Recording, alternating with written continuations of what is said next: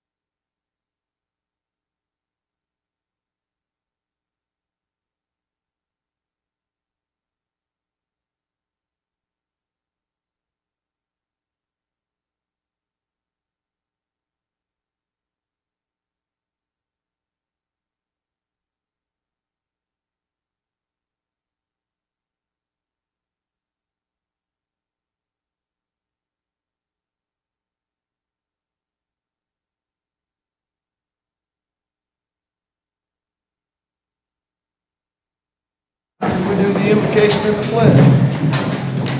Our Father, who art in heaven, hallowed be thy name. Thy kingdom come, thy will be done, on earth as it is in heaven. Give us this day our daily bread.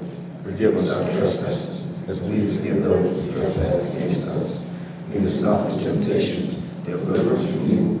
For thine is the kingdom, the power, and glory forever. Amen. Pledge allegiance to the flag of the United States of America and to the republic for which it stands, one nation, under God, indivisible, with liberty and justice for all. Thank you very much. All right, well,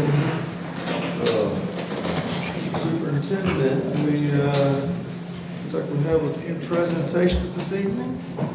We do have a couple of presentations this evening. And to kind of preface these presentations, I want to, it's not really a big shock to any of you here, but I want to go on record as saying that never, as a teacher, have I ever claimed to being the best or brightest teacher, brightest student, best leader of any kind, certainly not the best superintendent of any kind. However, my superpower is being able to hire and put the people around me that are the best. And the two presenters tonight are perfect examples of that. Our first, I think Ms. White's going to come kind of open up a little bit. And as we're doing that, I want you to know a little bit of history behind kind of our ESC and Student Services Department. It has come an enormous distance in the last handful of years. Dr. Staley, as director, really did an enormous amount of work. Ms. White has done an enormous amount of work, got a great staff around her. Ms. White is very, very versed, very knowledgeable, have a lot of experience in multiple states in handling students and these special popular students that really need this special help. We're honored to have her. Over the last 45 days, maybe roughly 60 days now, even the Department of Education, we engaged them with some questions and some things with regard to funding and how things happen. And they said, well, we'll just come down and we want to see how y'all are doing things with your student services in the ESC department. As a result of that, they left here in awe of the way that our district was handling the situations, how we were servicing the students, and recently made a very large grant available to Ms. White and her department to be able to carry the work on and to be able to work with districts throughout the state to help spread the word and gather more information. So we're very proud of the things that's going on in our Student and Special Services Department. We're proud of Ms. White, we're proud of her department, and tonight there's going to be a presentation to help you understand even how deep that the work is going and the good things that are happening. So from here, I will let one of our rock stars that's going to speak tonight, Ms. White, kind of lay the groundwork for you. Thank you, Mr. Swindle. That was very nice. I did not expect those words, so I appreciate it. I'm going to bring up my awesome team. So I have my lead therapist here for speech and language pathology, Tracy Dalton, if you'll come up. We also have, in our district, we are doing both on-site therapy, which is one of the things that Tracy does, as well as supervise those on-site speech and language pathologists. But we also have teleservices because it's very difficult in our area to get on-site speech and language pathologists. So in order to provide services to those students, we had to get creative. And so we do have teletherapy, and it's been a phenomenal process in our district. We've made some changes, and this year we went with Presence. And we've had a great experience, and we're going to bring up the Presence team to talk about that.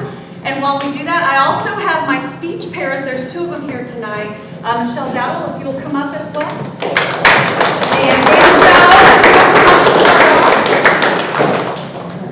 And they're just going to talk about what that looks like in our district. And if you guys will just hang out up here, then we'll move on from there. Make my job easier.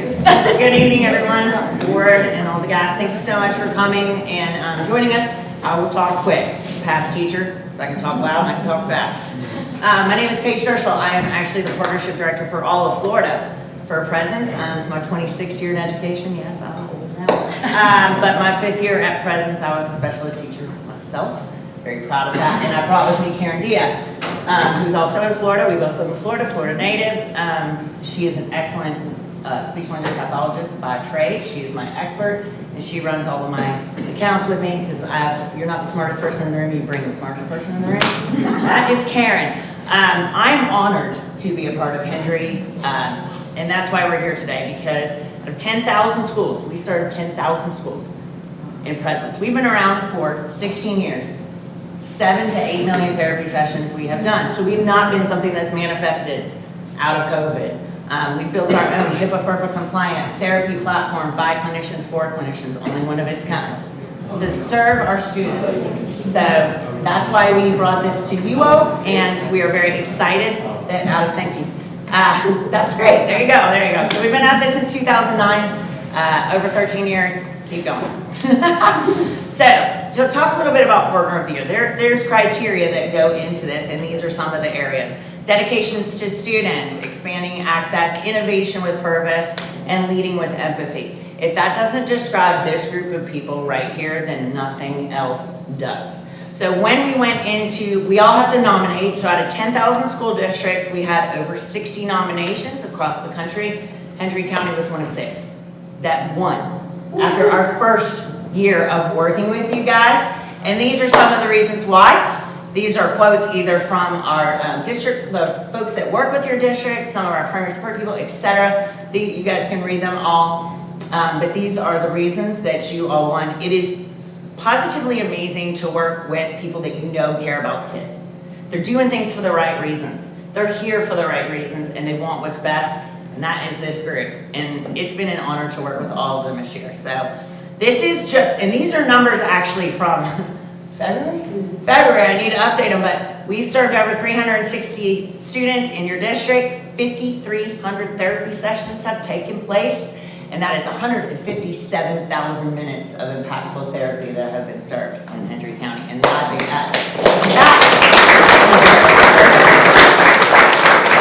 also goes to these folks right here. Their dedication to students and all of that, but their open communication. They create a welcoming environment for all of our providers, and their organization and structure that these folks have helps us ensure the partnership runs smoothly. So with that, working with Ansley, where's Ansley? Why are you not here? Ansley and Lynette has been absolutely amazing, mostly because of their dedication to the students. I have to say Dr. Staley has been amazing with her experience, her knowledge, and her expertise. She also has amazing guidance for all of us, and we are so grateful to think of her as part of our team as well. And then I just have to say this though.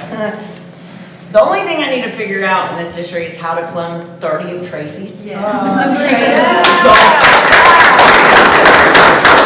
That's my only issue with you guys, is how do we get 30 of her? Agreed. Absolutely the most amazing person ever to embrace teletherapy, bring in our clinicians to treat them just like her own clinicians. She works alongside them. Her collaboration, her dedication is just, there are no words. So thank you for everything. I also want to say that we do have I'm just reading off those, y'all.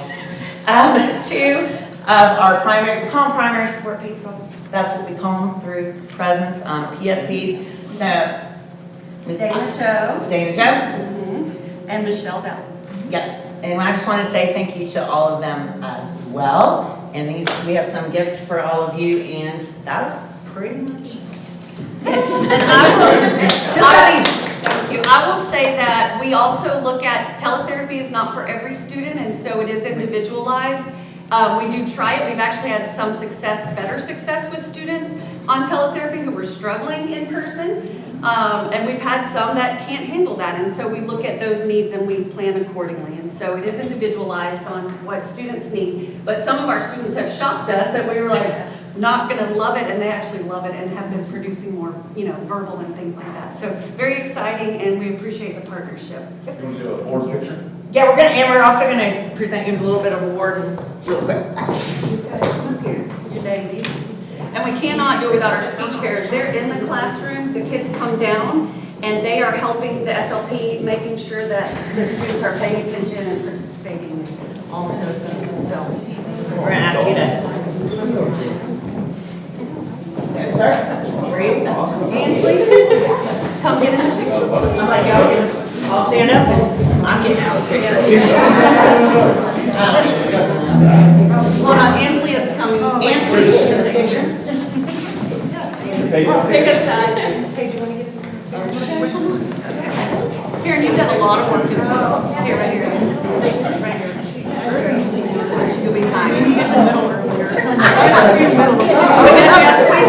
Nice to meet you. We're already. Thanks,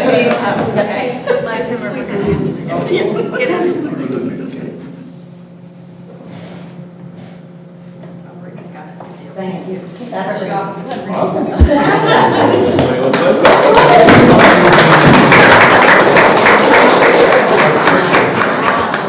Thank you, ladies, so much.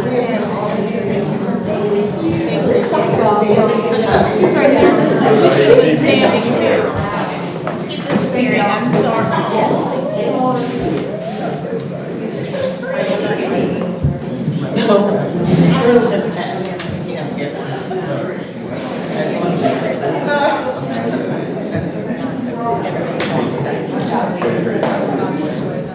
Want to say Pete? Huh? Going home? No, home. Oh. We got home tomorrow. Safely. Sorry.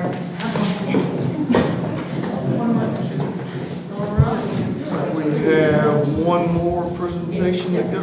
We do. We do have one more presentation and kind of set the stage for this one as well. For a handful of years now, through a lot of hard work, Hendry has been setting the pace in rural Florida for CTE, workforce development, the programs, the number of hours, the industry certifications earned by our students in high school and post-high school. The quantity and quality of programs that we offer is just second to none in rural and outpacing a lot of the urban districts that we have in the state as well. So again, Ms. Goff, not only a state teacher of the year finalist, she was an excellent classroom teacher, highly intelligent, very, very good steward of the workforce development and CTE programs. And so we knew that when we moved her into this position that we did, that was the right move. And again, she's just been, in the last ones have been roughly 9 months or so, she's been just an absolute rock star. And so today she's going to share an opportunity that was made available. It was actually made available statewide, and she took the opportunity and went after it, and then she can tell you kind of what it's led to. So, Ms. Goff. Thanks, Mr. Bell. So he took a little bit of my intro for me, but I did want to take a moment before I dive into the Ag Tech Accelerator and just share some exciting thing and highlight some of our amazing teachers and students across our district. We are ranked in the top 5 for the amount of industry certifications earned in rural district, and we are competitive right up there with some of the larger districts as well. I think our 75% pass rate is a true testament to the work that our teachers do and the fact that our students can do hard things. These are industry credentials that get them straight into the workforce, and they're able to meet and exceed those challenges that are presented to them.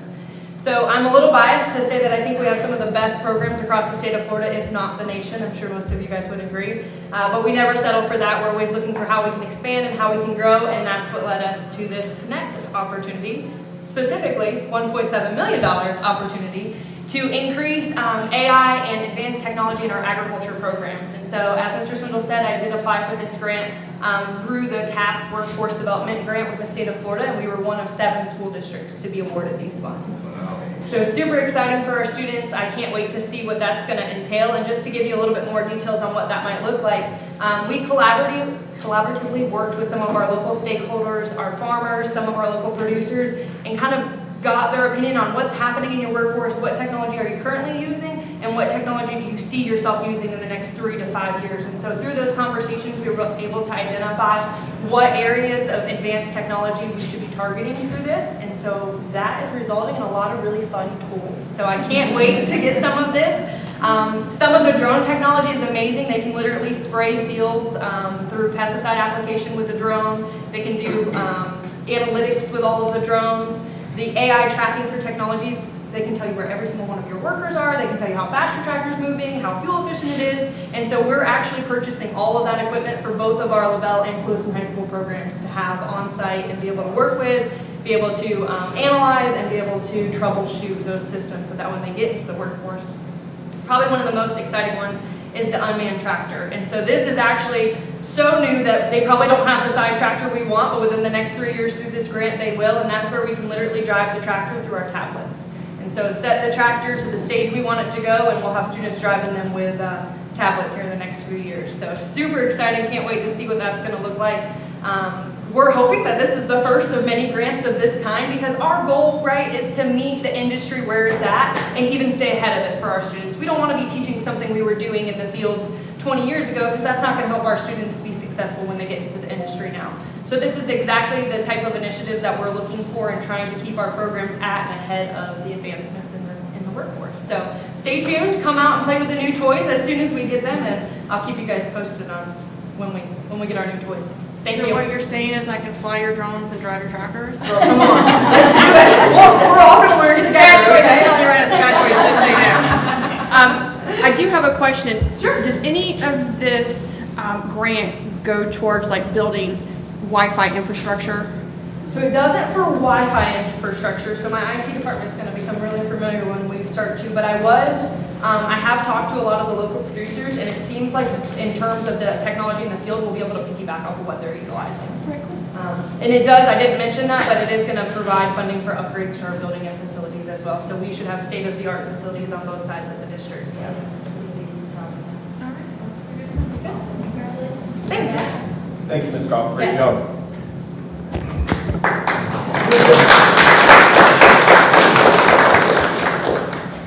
All right. Superintendent, move on to citizen comment. Do we have any citizen comment? Well, yes, we do. Miss Julia DePloy filled out a speaker citizen comment card. She should get an award. There should be an award for Ms. DePloy. I cannot remember. Can y'all remember the last time we had a citizen comment? It's been a while. I remember We're one. excited, Joe, thank you. It's been a while. We thank you for coming, and we ask that you keep it to 3 minutes. I will do my best. My name is Julia DePloy. I am a resident of Clewiston, and I also sit on the Board of Trustees for Florida Southwestern State College, which is why I'm here today. I want to discuss I guess it's agenda item 5C, the potential termination of the FSW Collegiate Academy at Clewiston High, and it seems to replace it with an FGCU pilot program. I'm a graduate of Clewiston High School. I worked through college. I paid for my own college. So I know firsthand the transformative impact FSW Collegiate Academy has on young adults in this community. I've also had the privilege of meeting dozens of students and parents of the current program who all praise FSW Collegiate. Several commencement ceremonies I've attended, I see firsthand first-generation graduates and their families, and it's a true testament to the program's success. I did bring some facts for you all to review because I see in your board packet all you got was a proposed agreement from FGCU. There was not supporting document showing side-by-side comparison. I have what I put together. Do I think it's perfect? No. I can hand those out if you guys like. They're in here if you want to open it up. It also includes the 2024 FSW cost breakdown, which will kind of give you some insight. What you'll notice is the two programs are not equivalent. By replacing the FSW Collegiate with FGCU, it looks like you're going to end up spending $40,000 to $60,000 more annually, and you're going to have far fewer credits that the students in this community are going to earn. I've invited some staff here from FSW to answer questions, because I am not an expert. My concern is that FGCU currently has a lack of investment in our community. They don't offer any night courses, dual enrollment classes, no badging, no micro-credentialing. And I feel as if FGCU wants to expand into our community, why not have them introduce a program that doesn't take away something that's currently working, but rather is complementary to? My questions for the school board, for the community, FGC looks like they cost more, so where is the clear benefit to switch? The Collegiate Academy with FSW is a high-performing program. Why would we risk dismantling this? And can FGCU guarantee in-person courses rather than online instruction? And what happens to LaBelle Collegiate since they currently operate within the Curtis Center, which is owned by FSW?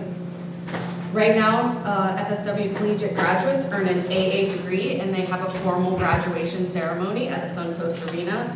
It looks like the FGCU offering is sort of, you get a celebration and maybe a certificate, but I think our students will miss that milestone of earning an AA degree. In closing, I don't think it's appropriate that Clewiston is a test site for FGCU. I think they should try it in Collier or Lee or somewhere else. I don't think a local community like ours should be the ones that don't have certainty and consistency. So, thank you.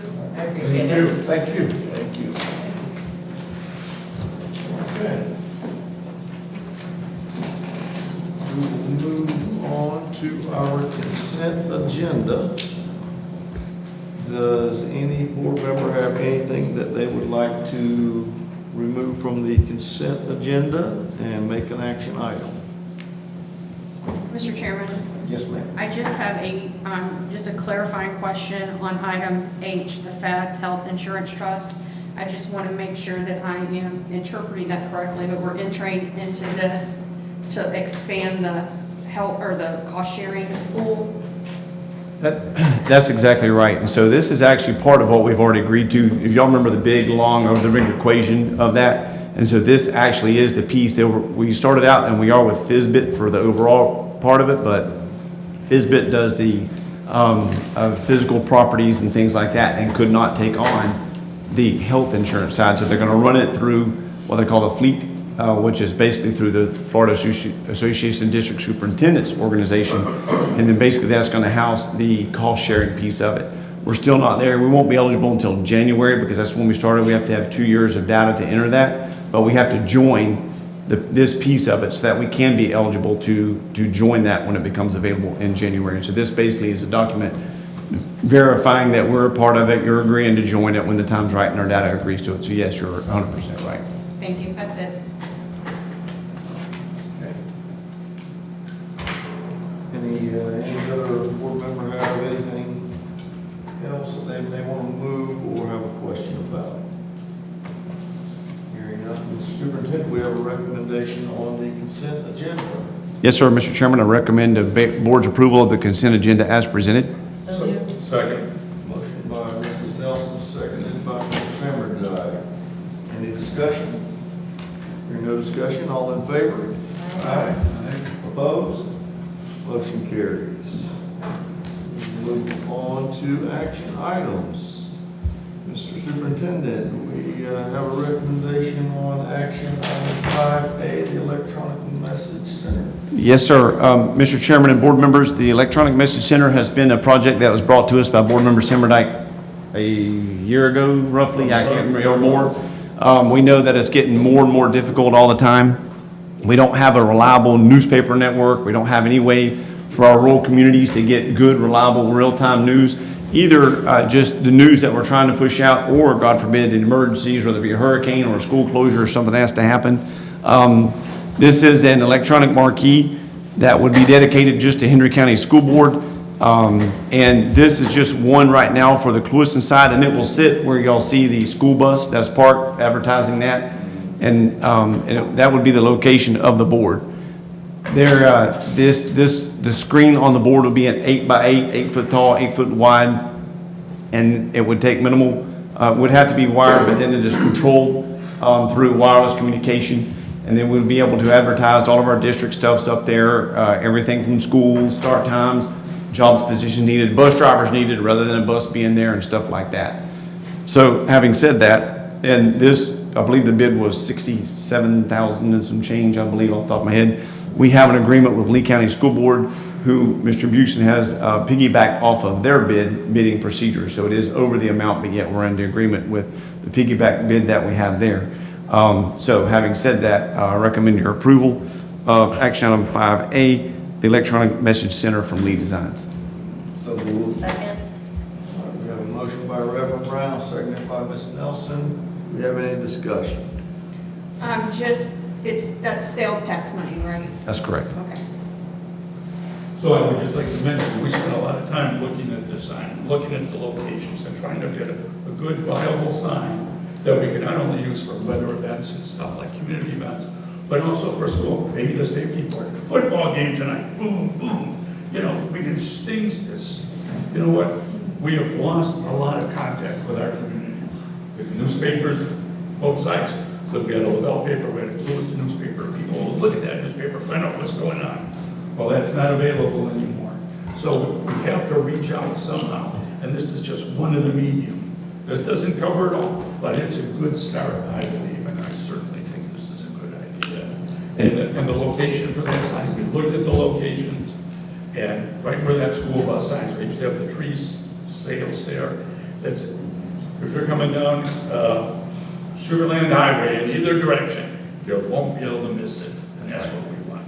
We don't want the LaBelle community to think that we have forgotten them or we're not servicing them. We wanted somewhere on 80, but we cannot find a site on 80 that we own or that we have someone that's willing to work with us to put that there. So our plan is to either wait for the new high school or put it at one at the current high school and then one at the new high school. So we're still kind of fleshing through where the correct location for the LaBelle would be, and then we'll come back to you with And a we spent second a one. lot of time on that too. That's probably taking up most time. The most time we spent was looking for it in LaBelle. Will the messages be in English and Spanish? See, no, it can. Yeah, it can be. I mean, we'll have the ability to program it and put it in any way we would That like. would be helpful. Right. And I'm not trying to throw any shade, but I did notice that the outside, they have an electronic sign outside the courthouse that we got kicked out of. So, I see the value, and people are getting on board with this kind of messaging, so. So I've got a question on that. Are we going to offer any type of advertisement for outside businesses? It's possible, but really the focus of it is school. And so we don't need it to pay for itself. We're using other funds to pay for it. If there's room there and we're struggling with content, possibly, but I really don't want that personally to be the purpose of why that's there. It really needs to be there to get the message out about our schools, school information, promotion of our schools and things like that. If that was something, we can always look into it at a later date time. Yeah, no, I mean, I just think that's an option we need to kind of leave it laying on the side there to, never hurts. We can always use money in school. Yep. You know, so Sure. I think that's true. But there's so many activities that need to be recognized in our school that nobody has any idea how many clubs we have, how many sports we have, and things like that. And this is an opportunity. We have a science club, we have the J club. I mean, we have so many things going on for our students. I mean, I think I could fill up that sign for the next 2 years right now with all the things we got going. Sure. Can we get rid of that clothing drop box? As to not to detract from, it's an eyesore. I've never seen anybody, you know what I'm talking about? I do, but I'm ashamed to admit, I don't even know whose that is. It's a vendors, we've had it removed from there before, and they just come back and put it on the site. Yes, I was told yes. Thank you for making my dreams come true. Sometimes the direct communication with the directors don't go so good. All right, very good. So,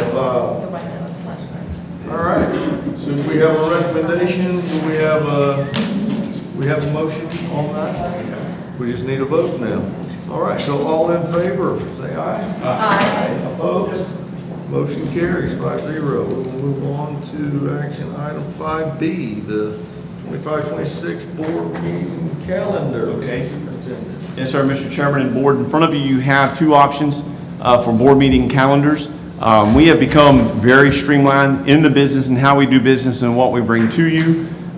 We believe that we do have the ability to streamline to one meeting on average per month, but yet leave a placeholder where if we had specific business that came up or contracts or for some reason we needed to meet as a board, that we can meet on the second week if necessary. This is an option that we believe strongly can help. And then, as we make the meetings, we can push business into one meeting. If we had to make one meeting a little longer, we could do that as opposed to having 2 meetings per month.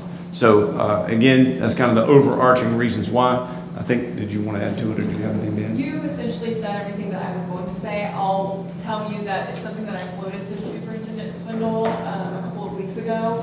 A lot of different boards will do this throughout the state. The statute holds that the school board is required to meet once a month. So that's all we need to do. The second one is really optional. The concern would be whether or not we would have time to address everything, or if something comes up, not having the opportunity to address it and vote on it until the following month. However, like Mr. Swindle said, we would have a placeholder on the same month for a second meeting. And it'll be up to the superintendent whether or not we utilize that meeting if there's certain business that needs to happen then. But otherwise, it would be a standing and rolling 1 meeting per month unless an additional one is needed. And that would be an alternate side, so they come. That's correct, they're alternating on. Yeah, and that. so with your packet, there are 2 different board calendars for your review. The first is a traditional, like we've been doing with 2 meetings a month. And then the second would be that 1 meeting per month with an optional second meeting. And it says on the calendar whether it be in Lavelle or Clewiston. It alternates just the same, it's just fewer alterations because. What's the ahead time, if we're gonna have that second meeting, don't we have to post that ahead of time? You'd have to know by the Tuesday before for the purpose of public notification. Okay, They're so, still gonna get it, they're still gonna get it in legal ads just as a tentative, and if we're gonna do it, it'll be posted the week before, just A like week this before. now. that's what I was wondering. Thank you. So it's entirely up to the board, you vote on it, and you can decide what you would want to do, but you do have that option. Again, under the statute, you have to meet 1 time. If you want to keep things the way that they are, then you vote against the new alternative calendar. But if you have any questions, just let me know. Okay, Mr. Chair, I'd like to make a motion that we do the alternative board calendar and see how that goes for a year. And we can revisit it in a year if we're happy with it. So that's my motion. So we have a motion, we have a second. For the year.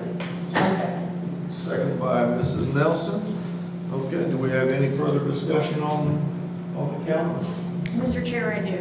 Okay. My feelings are hurt a little bit that y'all would want to go to once a month. I'm very sensitive. I was actually looking forward to 3 a month. So we can spend more time together, but, you know, I heard what you're saying loud and clear, and I'll be okay.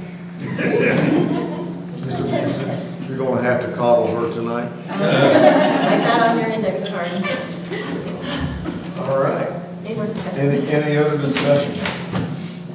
Hearing no discussion, all in favor of Mr. Sammerdyke's motion? Aye. Opposed? Motion carries. We'll have a new calendar. I didn't hear a name down there. I was just being hilarious. I hate that I always have to state that every meeting that I am hilarious, so there's that. All right. We will move on to action item 5C, the FGCU, the Clewiston Collegiate Academy deal here. Mr. Superintendent, we have a recommendation. Yes, sir, Mr. Chairman. Before I get to the recommendation, again, I'll lay some groundwork on where we are. Since its inception, the Collegiate Academy has been in an MOU agreement with Florida Southwestern State. Through that time, they have provided a good quality education. We've gotten, I don't know an exact number, but there have been a lot of AA degrees and students in Clewiston that would not have gotten any college education without that. And so the founders of that and FSW as the provider and the staff that works there have just done a remarkable job. Over the years, there have, well, since my tenure at least in this seat, there has been some concerns, and it deals more along the lines of the business and the business management of it. I have worked on those concerns with some of the staff in the room, and then some of the leadership from FSW as well. Some of the concerns have been addressed and handled, and especially the folks that are in the room have done a really good job of being responsive. Some of the ones, such as some of the business practices and how we're billed, was not handled, and we were not treated as a true partner. So as a result, we have the opportunity has arisen for us to be able to partner with Florida Gulf Coast University. Florida Gulf Coast University has an unbelievable campus and an unbelievable educational system.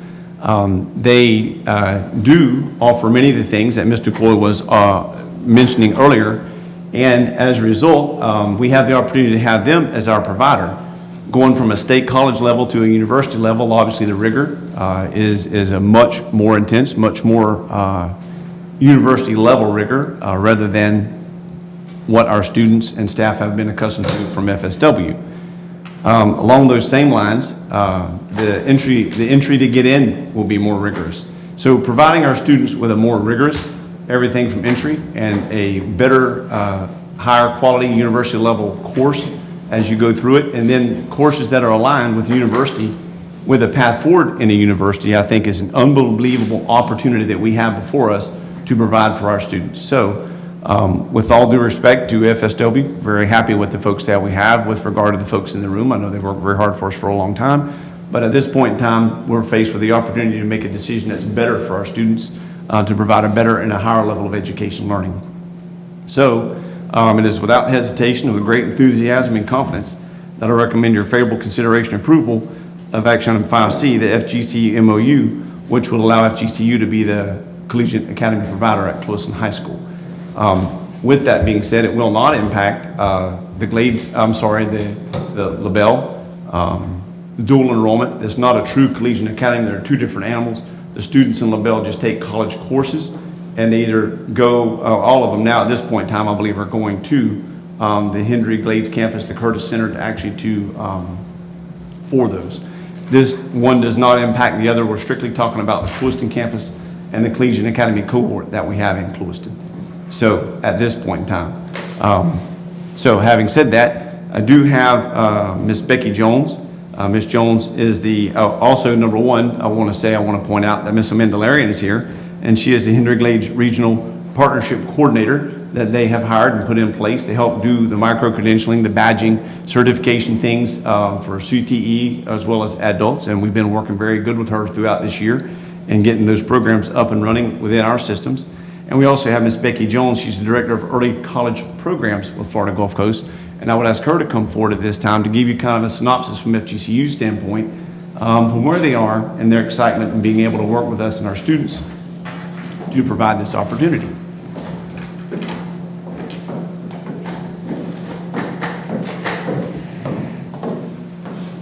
Good evening, everyone. I'm Rebecca Jones. You can call me Becky. I'm the Director of Early College Programs at FGCU. So for the last about 7 years, I've been overseeing the dual enrollment programs that we have here on the FGCU campus. As you know, we, in the last couple of years, have gotten a new president. So President Timur has come on board and has really done a lot to strengthen the partnerships with not just Lee and Collier, which are close to us, but outreach to our other communities in our service area. And I know that that is something important. Amanda's position is testament to that in terms of being the inaugural coordinator, I believe. And so I was approached and asked to consider if we were to do some sort of dual enrollment out here with Hendry County, what that might look like. Traditionally, dual enrollment at FGCU has been full-time. We partner with FSW on a lot of things, but the state college system is primarily where dual enrollment lives in the state. FGCU, we've chosen to keep our program relatively small and manageable. One, to not compete with FSW, but also to provide that true university head start. And so as I was compiling the potential program, having conversations with Superintendent Swindle, Amanda and our team at FGCU, what we have proposed there is an opportunity for your students at Clewiston High School to earn a minimum of 48 FGCU credits. There is the potential for them to earn up to 60, pending some online course availability, but our intention is to offer in-person courses at Clewiston High School taught by our full-time faculty or our instructors or adjuncts. And so all of the instruction, the intention is for it to be on campus at Clewiston High School. Now, this first year, we'll work through it, but that is the intention, is to make sure they have that. Our primary focus, even with our full-time dual enrollment students in residence on the FGC campus, is always working them through the general education program. And so that's 36 credit hours.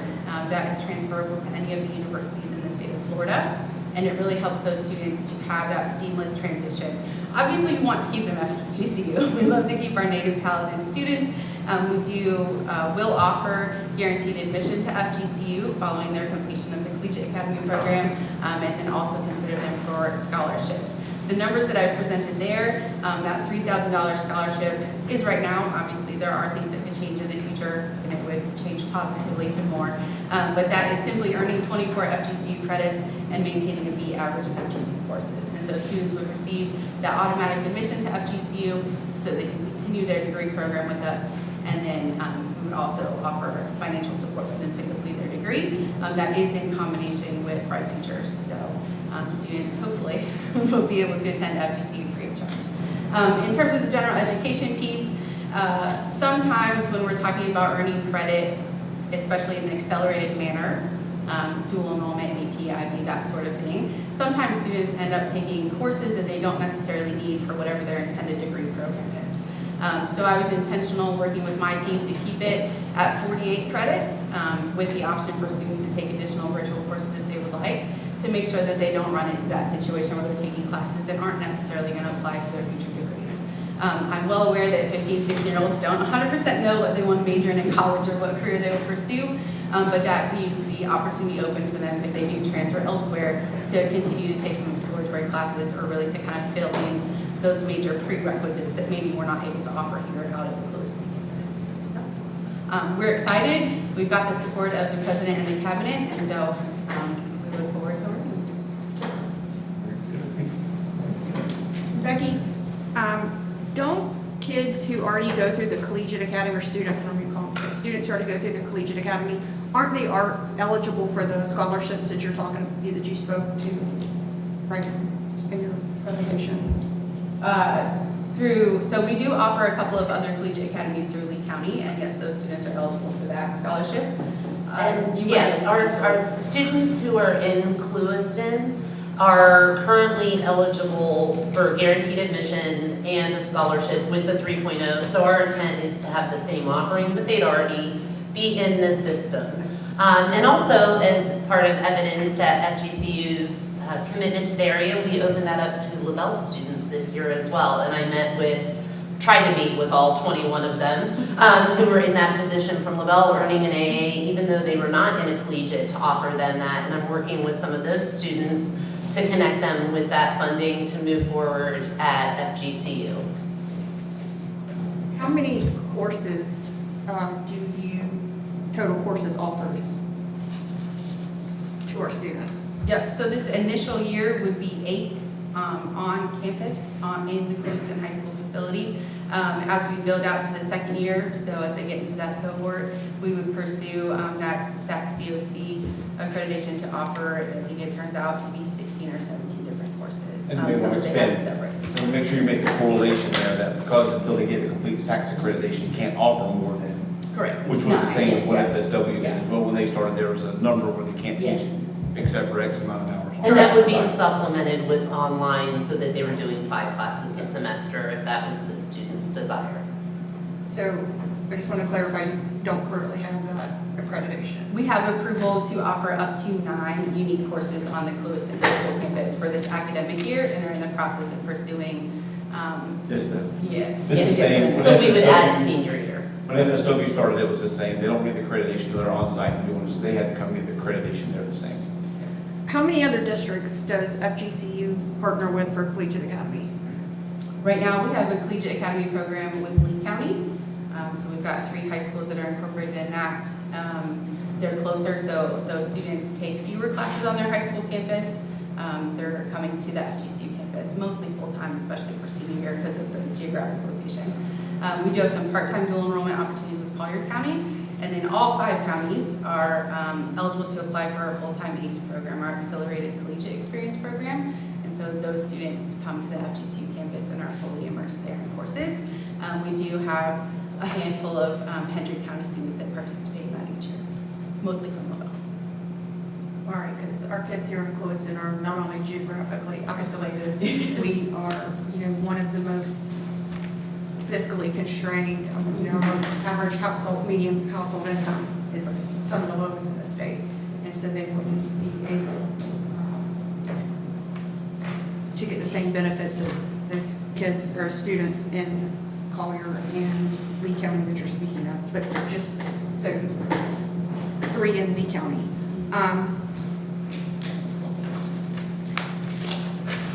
As I'm looking through this contract, Collegiate Academy principal would be Hendry County's responsibility?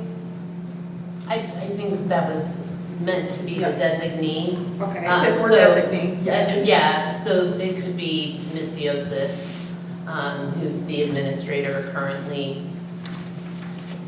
operating. Correct. We've used principal term primarily, but we're designee. All right, so on this cost breakdown here,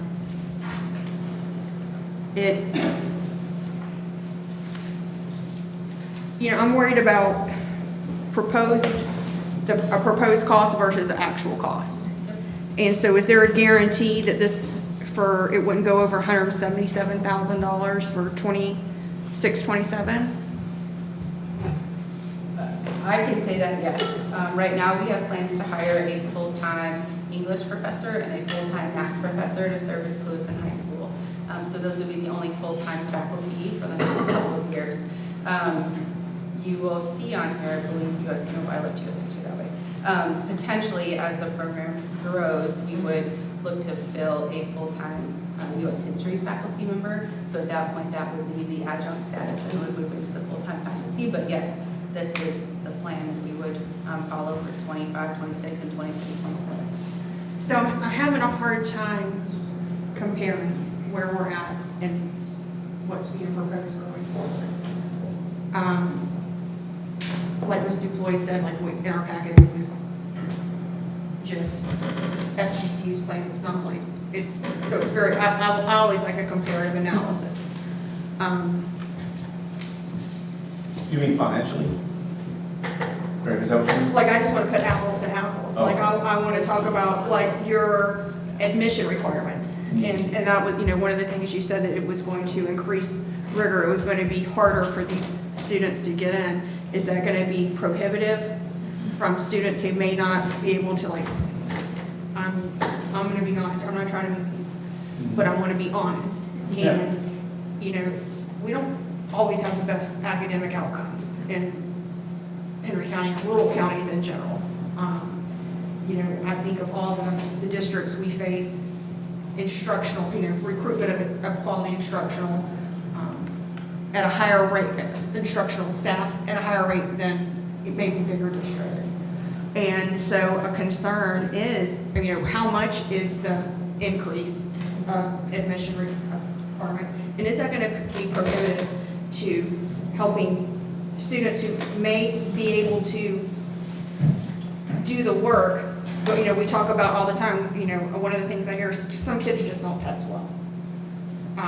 When the PM3s or the FSA or the FAFS or whatever it was before, they come out, is that going to be prohibitive to including kids in that program? So the short answer is no. I believe that our kids are just as intelligent as any kids anywhere, and they will step up and they will do it. In fact, with the increased requirements going from SFO to FGCU, I had Ms. Joseph's look, and the kids that that are applying for the Collegiate Academy coming in as juniors next year, there's only a small handful that would have to retake some of the tests to be able to, so like 75% of them already qualify for the FGCU requirements to get in. And so no, I do not believe that the increased rigor to get in would be a prohibitive factor against students qualified to be in there. And that also doesn't preclude us from doing some summer prep work with those 10th grade students to make sure that they do meet that bar and get the extra assistance they need to meet the bar, rather than just having a different bar. So, and they're two different tests. So I know you want apples to apples, but unfortunately on that one, they're just two different tests. Well, when I look at what's proposed here, the course offerings, we don't have, apples to apples here, don't have as many FSU, Florida Southwest, I didn't mean to insult you guys.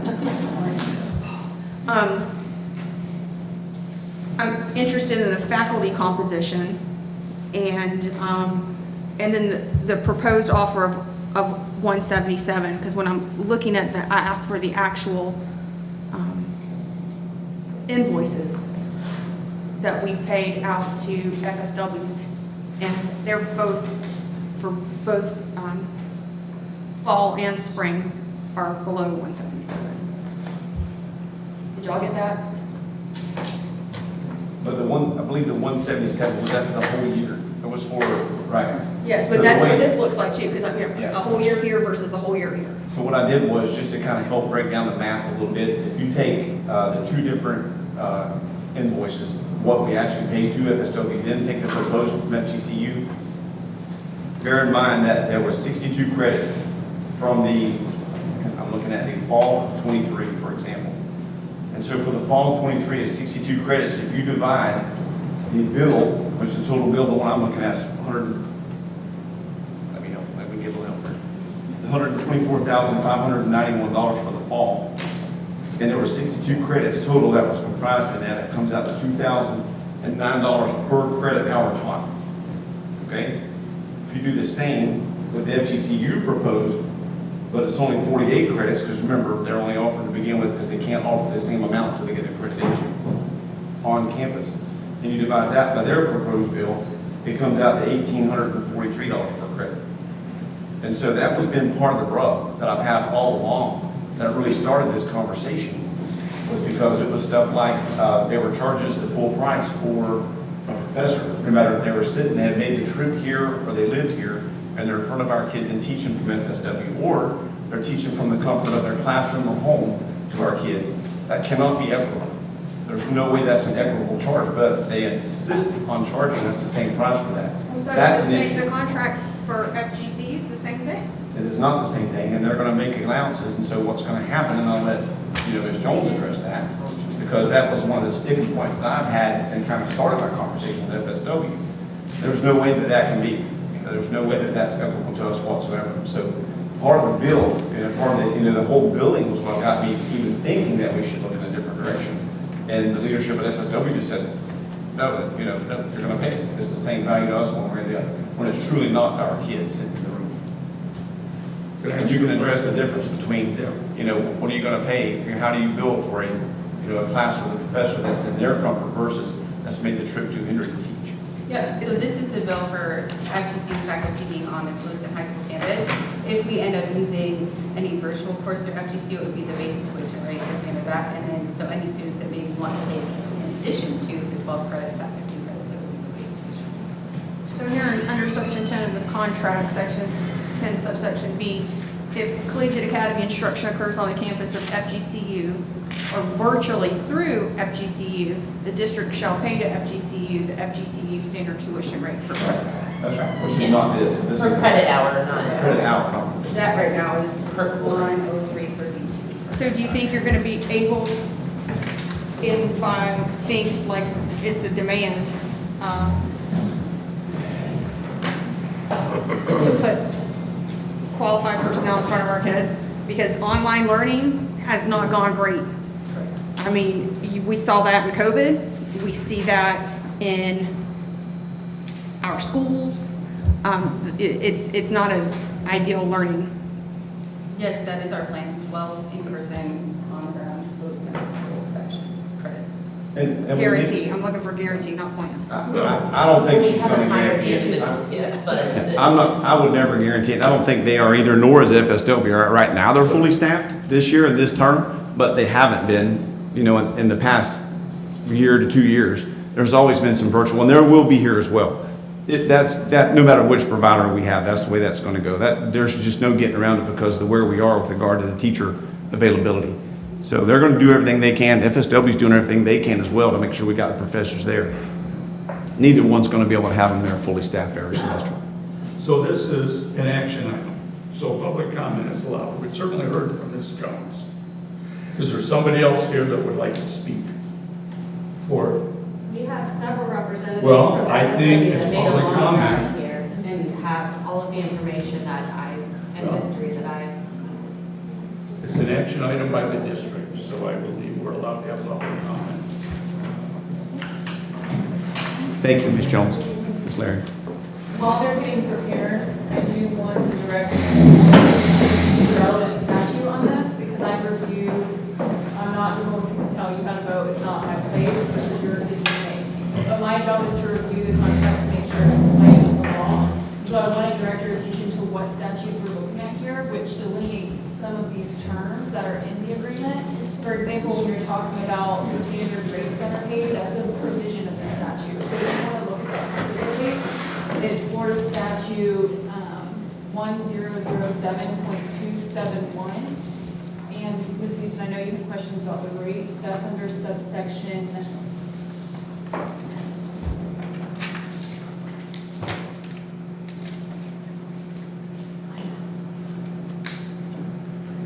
would be under subsection 21N1.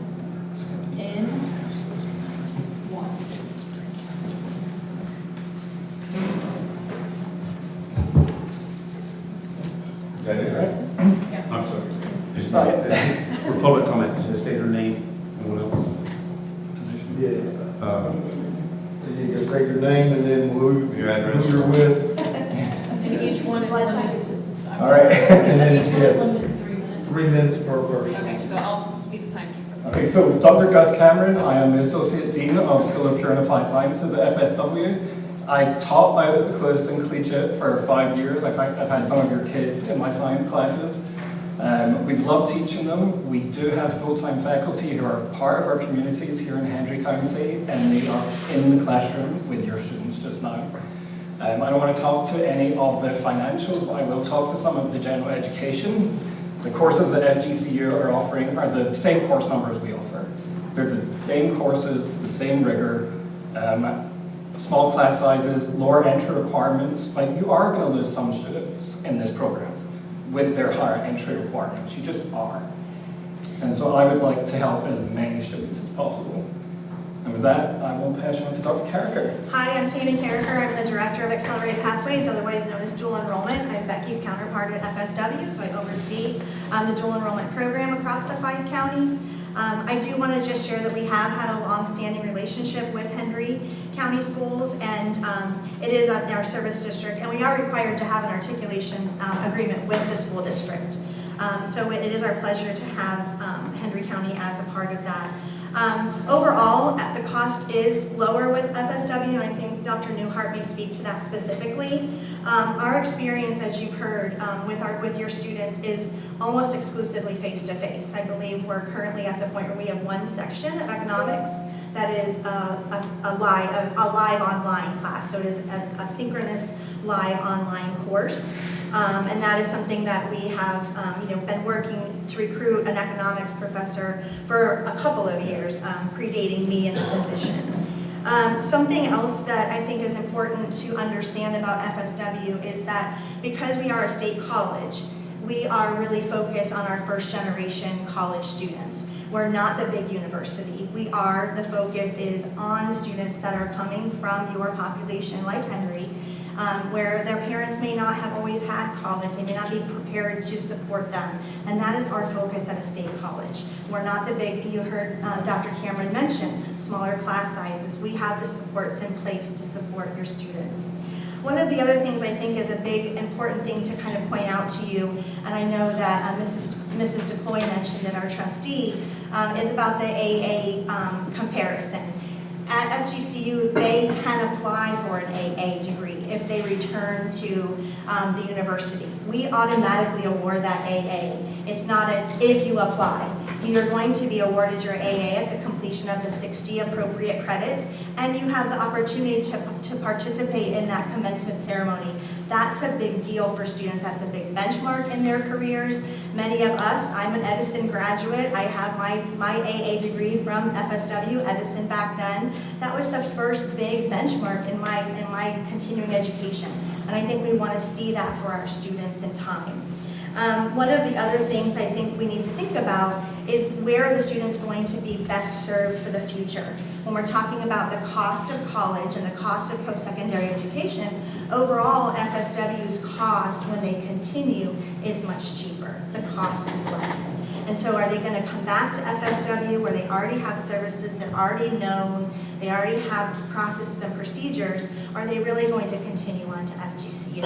And it's not an us against them. We really are partners with them. You heard earlier about the scholarship. We call it Destination FGCU. So when our students finish the AA program across all of our degree programs, I know Ms. Larry had mentioned the working with LaBelle High School. That program has opened up across all of our AA grads for dual enrollment. Every student has the opportunity to get that $3,000 to $5,000 scholarship. I know my time is up, but I just wanted to clarify, it's not just Clewiston High School students that scholarship is awarded to. I'll end, thank you. Thanks, Tammy.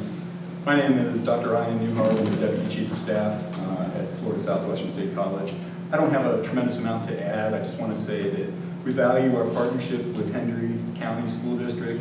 We value our partnership with Florida Gulf Coast University. And for us, this isn't really about any kind of a competition. We want to provide you with all the information you need to make the best decision for your school district and the students in your school district. So along those lines, to make the apples to apples comparison a little bit more clear, our cost per credit hour is $71.98. I believe Florida Gulf Coast, the standard university credit hour rate is $105.07 or less. Our adjunct rate for a 3 credit hour class is $2,510, and the FGCU rate, as you can see on your chart, $3,600. And then if we were to plug in our average faculty salary into the proposal that you have, where the FGCU proposal is based on $70,000, our average faculty salary is about $65,125. So again, that's coming in less. So if you do the math with the $65,125 and the $2,510, you'll see that the numbers come out to about $149,000 on that proposal as compared to the FGCU proposal. Our numbers are different because we have higher ratios of full-time faculty, we offer more courses, and so when you try to look at what we're currently doing versus that proposal, the numbers are skewed. We'd be happy to come back at any point in time if we can't answer your questions tonight, whether that's a workshop format or some other format, to be able to assist you in making the best decision possible for your constituents. Do you have a contract that you have proposed for next year that you can put them side by side? Is that available? We are currently in a 2-year agreement with Hendry Schools, and that agreement doesn't expire until 2026. So what's being proposed tonight would I'm guessing, end or overlap the early college part of that agreement. So you are already in an agreement with us. Thank you. My name is Dr. Tom Roth. I'm the Hendry Curtis Center Director. It's good to meet everybody, by the way. And thank you for your kind words, Superintendent, about our work together. And I assure you, just like Dr. Newhart says, I work with just about everybody in the room on the college and university side. In fact, many people here are part of grant teams that we're working together through Future Makers. So I do value our partnership greatly. I'm going to take a little different perspective. I'm a father of a precocious and inimitable 15-year-old daughter who just lights up my life and is the purpose of my life. And if I were in a parent's perspective, I understand what you're doing, but I would want certainty. I would want to know what is going to happen, not potentially happen as far as my daughter going into a program like Coast and Collegiate High School. And so I'm not making any assertions or aspersions about what could happen. I just know what we offer is excellent. And the students who come out of that program come out with much higher outcomes than many of you may even think in terms of success rates in classes and their educational experience. And the other, because recently we just had a higher learning commission on campus, we're told, tell stories. So the story that I want to tell you is the past 26 years that I've been working at FSW, seeing the graduates come from Hendry County and from Clewiston Collegiate when it came into force, seeing them at the ceremony for commencement, seeing them together as a group and that cohort getting their picture taken with a diploma cover by their side, throwing the hats in the air. That's a qualitative experience that I think that I wouldn't want to give up on if I were in that position. That's all I wanted to say. Thank you. Thank you. Oh, one side paint closets is what I forgot.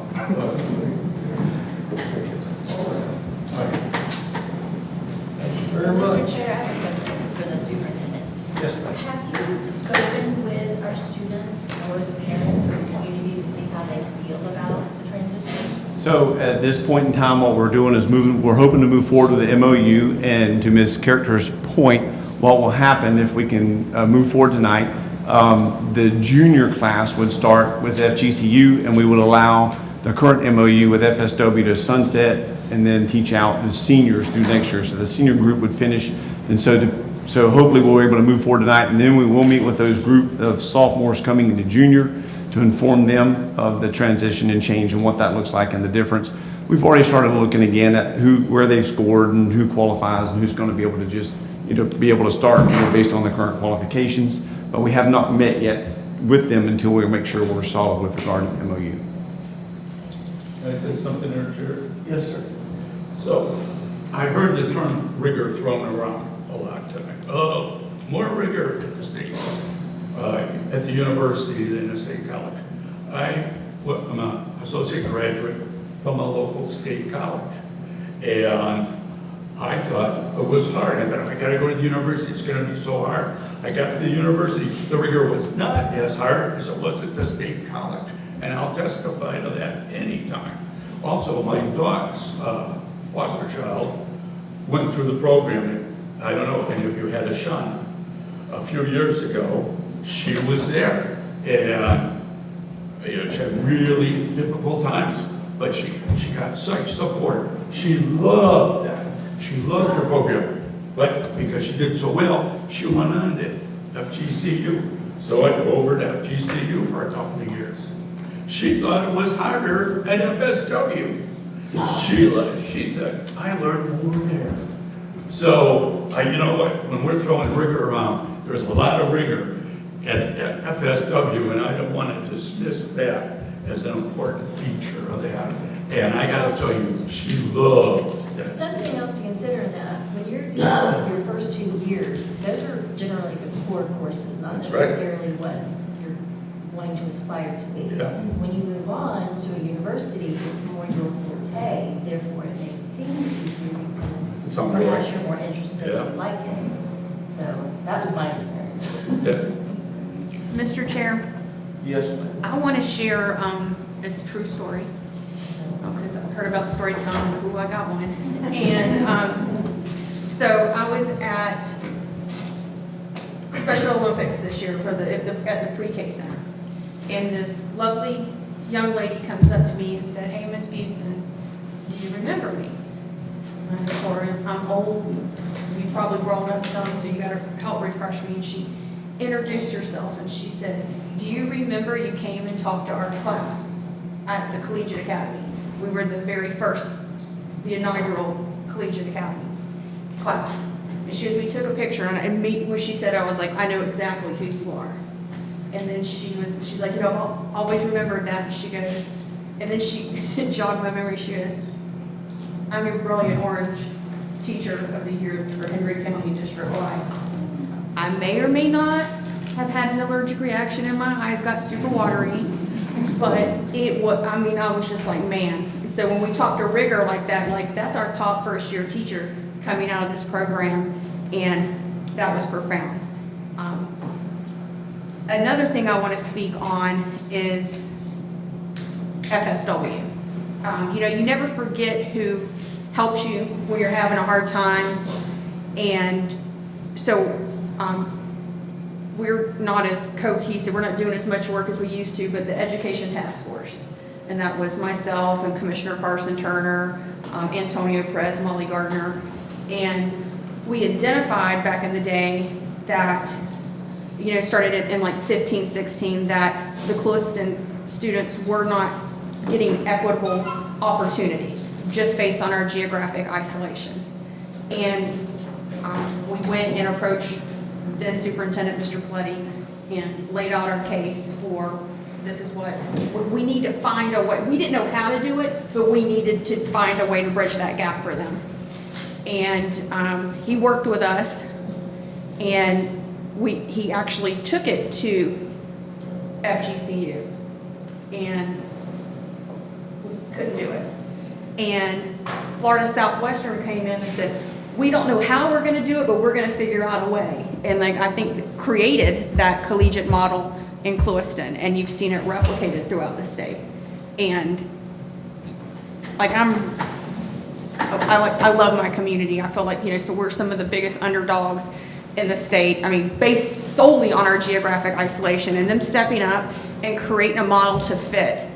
And when we were having those initial conversations, it was like, we don't know if we can get 10 kids into the program. And we're like, if you put the program together, we will make 10 kids show up. And then every year when you see the pictures of the graduation, gets my allergies flared up all over again. Like, it's just amazing. And just a third point I want to talk about is getting that AA at the successful completion of FSW. And what I have learned in life and what I've learned from families is life's out there lifing. And you may have every intention of going past, like if you get your AA, you may have every intention of going higher education, getting your bachelor, but sometimes life is just out there lifing, and there's things that prohibit that or slow it up. And I just think it's a value for those students to have that AA, no matter what, where they can put it on their resume, as opposed to credit hours. And then I of course appreciate the mobility of an AA degree to take it anywhere. If you would like to make like poor choices and go to Florida State or University of Florida, I know, I'm sorry, I'm just trying to be funny again, my bad. But I just like the mobility of that. And so, you know, I appreciate, I have a, like, I sometimes think these kids are my kids, and they absolutely are not, they're my clients, but I just appreciate FSW coming in there and helping my kids in my community. And I've seen the impacts, and I've heard the testimony from parents, and I'm an FSW supporter. I've had the opportunity to be here when it started. I pastor a church pretty good size. I have an awful lot of experience of sitting and hearing children who literally come from nothing and to get a chance to go to college while they're going to school, and then to have them come and say, I gotta graduate 2 times. I'm like, 2 times. And so what they get is a sense of accomplishment that when I leave school, I'm gonna have, I can go to whatever college because I've already started. And it's not gonna go over as well, in my opinion, that when the kid graduates and says, I got college courses. It won't have the same effect as having an AA. And I don't know all the particulars about what happened between, all I know is those kids are drastically affected by walking away with that degree in their hand. Many of them go on, some don't go on, but they have a good start. And out of all that's been explained tonight, I just don't see how we cannot work out some kind of way that they can walk away with a AA in their hand. If that's not the case, then it's better talk some more. Thank you. Well, been a lot of discussion about this. Good discussion. I have children that went through through FSW. All 3 of my children went through FSW. One of them is now works in the medical field, one's a teacher, and the other one took his AA and put it to the side and does what I do for a living. So he doesn't use it. But that's okay. He was very proud when he got it. I think the Collegiate Academy, what we're offering these kids at our school system, regardless of which way we go, is just phenomenal. You know, this is giving these kids a head start that they didn't have prior to this. So whichever way we decide to go with this, I commend everybody in the room for stepping up and helping us give our children this opportunity. You know, whichever way the decision goes tonight. I think it's just great. I didn't have that opportunity when I was in school. I probably wasn't smart enough to make it into class, but that's another story. Different intelligence. I was pretty stupid. But I think it's just great that we're doing that for our children today. So, Well, before the board goes, I want to give the superintendent an opportunity to answer one of the questions that I had about this, because the statute supports multiple different programs and to give our students a variety of options for doing this. So something that I asked is, why is it one or the other? Why can't we offer both? And the superintendent had a reason for that, and I think it's important for us to be knowledgeable about that, because again, the statute says certain things, and under the statute it says district school boards may not refuse to enter into a dual enrollment articulation agreement with the local Florida college system institution that if that Florida college system institution institution has the capacity to offer courses. So it is the intention of the legislature for boards to approve these kinds of articulation agreements between these local colleges. However, I understand that there might be a reason why we cannot offer both. And if there is that reason, then the superintendent can speak to that. And that way, we're alleviated from the violation of the statute in approving one and not the other. So from my standpoint, from a business and school management standpoint, there's no way to offer two collegiate academies. And so if you tried to offer two, either we're going to split the students that we have into two small collegiate academies, or you're going to have 50 additional students a year per class wanting to do that. And that becomes even further damaging to Clewiston High School with regards to the students that are enrolled in those courses. And that becomes damaging to the high school, and then exponentially difficult, expensive to us as a board. And so running two side-by-side dual enrollment collegiate academies, I would absolutely not support or recommend to you as a board. However, to the attorney's point, we can and do offer the opportunity for student. You could be in a collegiate academy, and we do have students now that are not in it that do take dual enrollment. Matter of fact, I think we have some that do some dual enrollment through FGCU and take classes. We may have some Bell students that take classes from both. So we do have MOUs and stuff in place to allow them to take a class, but not to dual operational collegiate academy courses or programs. Very good. So, that's what the chair was good. Yes, sir. Is there any way that university can't offer an AA? There's no way that can be done. If they enroll So in the university past the. I just because I've dealt with this long enough now, I think I can answer it. Please correct me if I'm wrong. In either educational institution. So the short answer is, if through the model that FGCU has created, if a student stays with them, so let's just say they're going to do it in 4 semesters or 2 school years. If they enter the 5th and if they become a full-time FGCU student as a junior, they then can apply and get their AA degree. But that's if they stay there.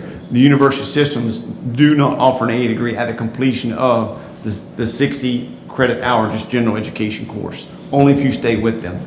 So if you stayed with them into your junior year, you could apply and be awarded that, but that's the only way that they can. Did I represent that correctly? Yes. Okay. But if you wanted to go to a different school. Not with an AA, you cannot, not through If you take them. your credit hours, which you Yep. won't take, you won't have an AA degree. That's right. My son's a good example of that. He didn't get his AA degree, but he took his credit hours and was accepted into a university with what he had. And so you don't have to have an AA to be accepted into a university. It is a graduation milestone. Totally get that. Totally, understand that. But it's not a requirement for a said student to move forward and do transfer to other school, university, or whatever it may be. But they will not graduate with an AA. From Clewiston High School Collegiate Academy. Right. They will not. Is there any way, after having all of this discussion, you can go back with FSW and renegotiate? I've always been willing to do that with regards to the people you have in this room. They have been nothing short of very professional and good to work with and deal with. The people on the administrative level, the ones that have just been egregious to deal with and have put their foot in the ground and said, nope, you're going to pay it, And then there's way more. I don't want to get too far into those weeds, right? But my experience with them, has been just not, I don't remember which one said that, we value the partnership here. I can assure you that I have not been in Hendry County Schools has not been a valued partner from the administrative level from FSW. With regards to what's happened on campus, I got no problem with these people have been wonderful here. And I met with Ms. Deploy a year ago or a year and a half ago, and I told her these, concerns. And, I don't know what the outcome is other than it's still going on, and we still, to this day, I don't feel like a valued business partner with FSW on behalf of you as a board. Can I make one last comment? I think after we met, it was a state statute saying that FSW was undercharging, and then only later brought the fees up to what state statute dictates. So it wasn't anything other than that as far as you're concerned. And then when it was explained to me, I was like, oh, everybody's good. That was, and after that, I never heard anything until I saw this board agenda item, which floored me. So, and there's other parents here who knew nothing about it, that their kids are in collegiate and they're accidentally hearing this right now, so. It's, I believe where there's a will, there's a way to make it work. So I do have a question though to that. You said you brought it up as state statute allows. So there wasn't a need to bring it up other than the fact that state says you can? I mean, were we losing money? Why was the decision to raise I it? shouldn't speak to this fully, but I do see, on the board of trustees, I do see from a business standpoint, essentially FSW or any institution who comes in and does a collegiate is not making any money. They're technically losing a little bit of money. And so whoever is here that can speak to what the state statute says, there's not, oh, you can charge this or this. FSW is charging what they are supposed to be charging. It's the statute that I referenced to you all earlier. All right. I just interpreted it a little bit differently, so thank you for clarifying. And correct me if I'm wrong, but FGCU would be using that same fee structure as well, by statute. So that should be apples to apples then. And As far as and the biggest rub there One's a with college and one's a university, so the fee structure is different, isn't it not? Well, it is, but the way they charge for the Collegiate Academy is slightly different because they charge differently than just an credit hour. And so it's a little bit different, but nonetheless, both of them would charge the same there. But again, the whole thing, one of the rubs, like I said, was, and there is some flexibility there, such as, how can a professor in a classroom be worth the same thing as a professor in his office in Fort Myers? Yeah. And they do have that flexibility. And that's where you heard Ms. Jones, state, yes, we will gladly charge you the credit hour fee for that, not the entire course fee, for the section that we were charged for a professor driving here. Right. And that was where FSW and I just started the conversation of, that's where we have a major disagreement. How many of those classes, or how profoundly impactful was that scenario? It was, and so it's been off and on this semester. I think they were staffed. It was my understanding. I don't think there's any, or maybe one at the most, but there was a time when it was half or more, where, you had almost half the professors not there. And the same thing at the Dultman. We've not even talked about the LaBelle side yet, but they're almost half of our students that we have there that are taking, we're paying them, they're going and they're taking an online class, and we're still having, so that's the rub there. But it's hit or miss depending on semester by semester. I mean, I would assume that these institutions have the same challenges. We all have good intentions of putting people, qualified people in front of kids, but it is, I think you do your best to do that. Isn't anybody's intention like, we're going to put, give these kids online instruction? Yeah. We even in our business, right? We want to hire a qualified teacher, and we just simply can't. And either institution is going to struggle with that. It doesn't matter. So we still have a contract with FSW until the end of 26, is that correct? That's correct. And what the proposal is to enter into an MOU immediately with FGCU to start for the incoming juniors. And then that will allow FSW to teach out what will be next year's seniors, and that will be the end of that. So it's called Sunset and Teach Out of the current MOU they're in for the Collegiate Academy. So my question is to the board then, is there any other information that we would like to have, or a little more time to mull this over? Maybe if we want to have individual meetings with each organization to help us have a more informed decision. We're not on a stringent timeline with this. We are on a stringent timeline. Both universities, both institutions right now are setting their courses, schedules, and professors up for the fall. And so we are on a stringent timeline. We need to move forward tonight one way or the other with whichever educational institution you choose. Okay. All right. Is there any, we have your recommendation already? I'll repeat it if you'd like. Just for clarity, if you would. Sure, absolutely. My recommendation is the board's approval of action item 5C, to approve the FGCU Memorandum of Understanding to provide the Collegiate Academy provider for Clewiston High School. Okay. So we have a motion by the superintendent. Do we have a recommendation? Do we have a motion?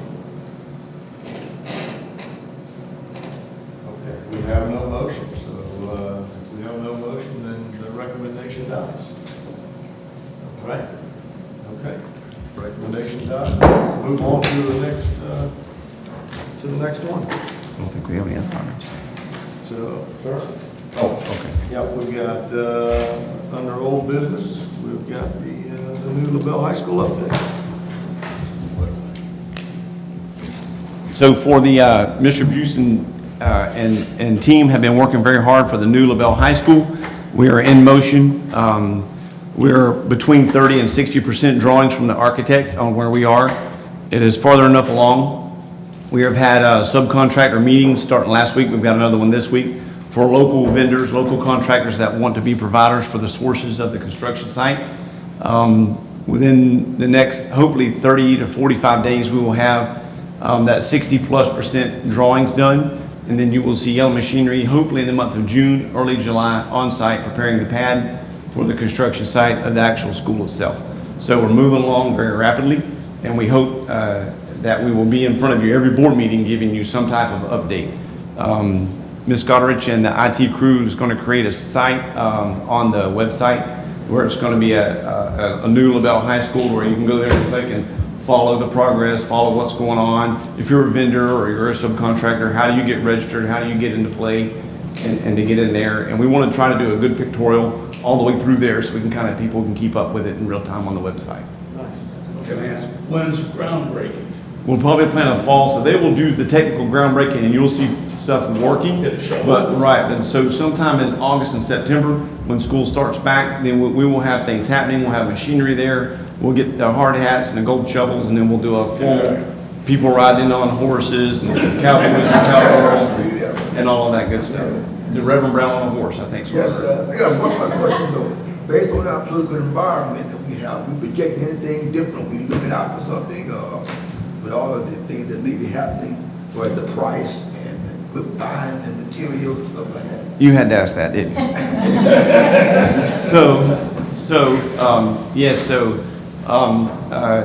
Our team has been working with our lobbyists in Tallahassee, and we have a request in for a $33 million additional dollars because of the inflationary cost of what the school is expected to cost, as opposed to what it started off at the proposed cost 2.5 years ago. At this point in time, it's in the governor's budget and the Senate's budget, so we think we're okay. We're not all the way at the end of that yet, but we do believe at this point in time we're okay with that with regard to the funding the school. Now, as you well know, and you said the words, this political environment we're in, everything is topsy-turvy. Who knows which direction it goes, but I'm confident that we have the right team and we're working on it and we're going to be just fine. I'm not panicked yet. Thank you. I've had a few heart murmurs, but not a complete panic attack. Make sure the batteries in the AFib machines are. Yes, charged and completely pleased.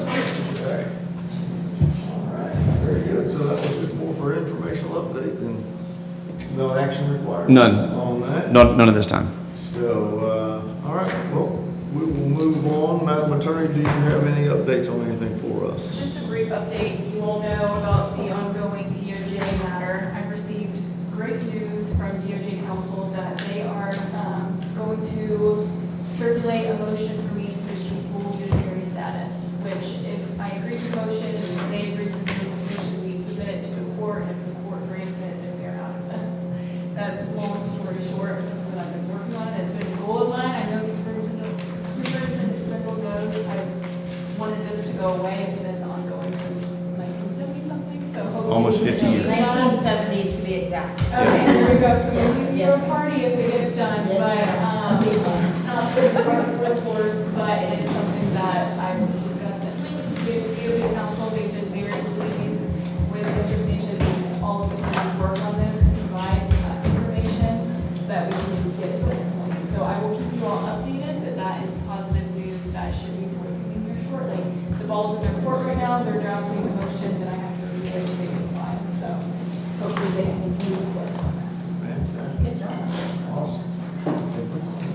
say honestly, that longer than what you've been alive for a real long time. There's not many things longer than that.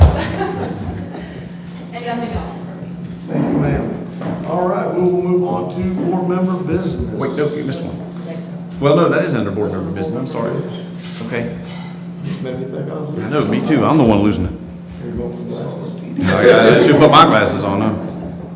Okay, so under board member business, Mr. Superintendent, we have a Sodexo summer food program information. Yes, we're roughly 40 total days out, maybe under that now, before now and the end of the school year. And I know this is the time of the year when we start looking at what the summer looks like.